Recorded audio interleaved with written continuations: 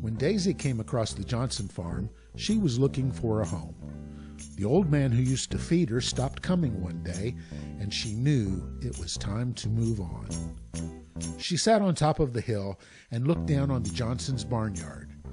I am very tired, she thought. This might be a good place to rest for a while. She went inside and lay down on an old blue horse blanket that she found in the barn. Soon she fell fast asleep. When she awoke, she felt refreshed, but a little bit hungry. She decided to go for a walk to see if she could find something to eat. When Mrs. Johnson saw her, she said, "Hello, little kitty, you look hungry."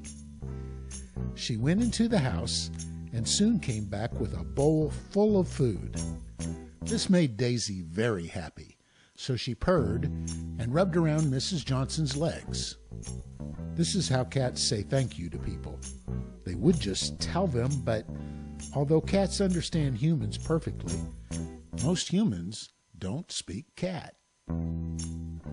Daisy ate the food, which was delicious, and decided she would stay right there on the Johnson farm until someone made her leave.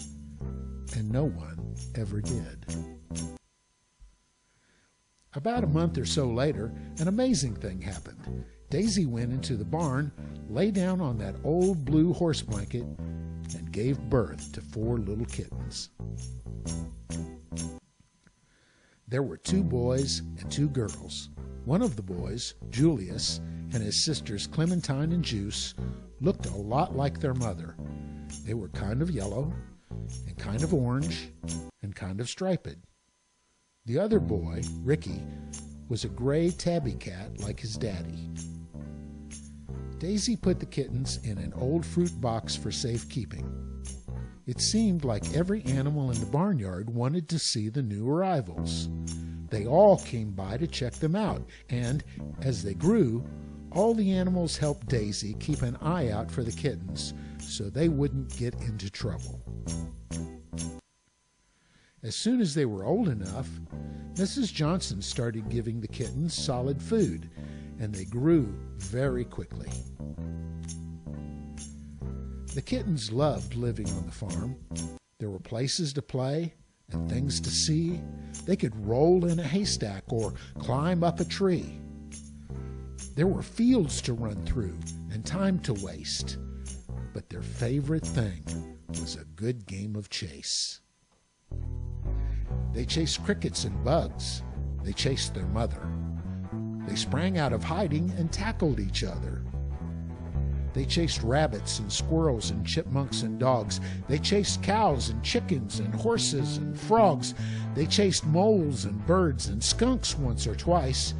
They chased owls. They chased snakes. And, of course, they chased mice.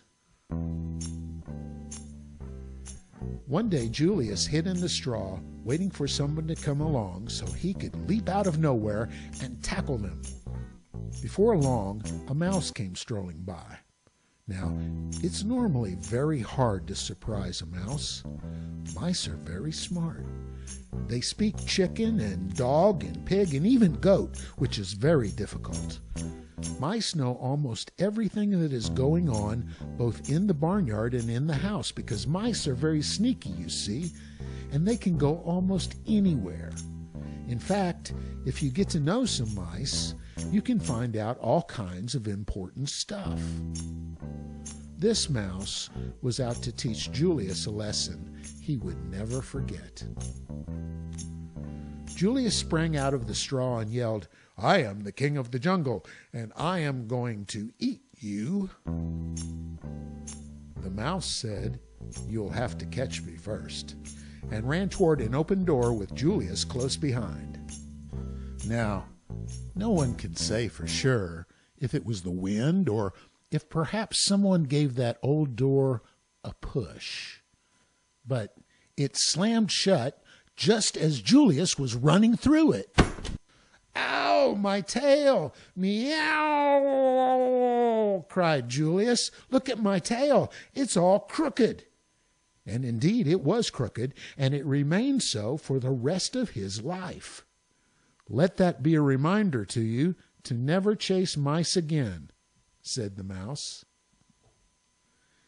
Julius took that message to heart, and it is said that from that day on, he chased foxes and loons, and possum and groundhog, and turkeys and ducks, and the neighbor's old sheepdog. He chased goats and sheep, and flies and deer.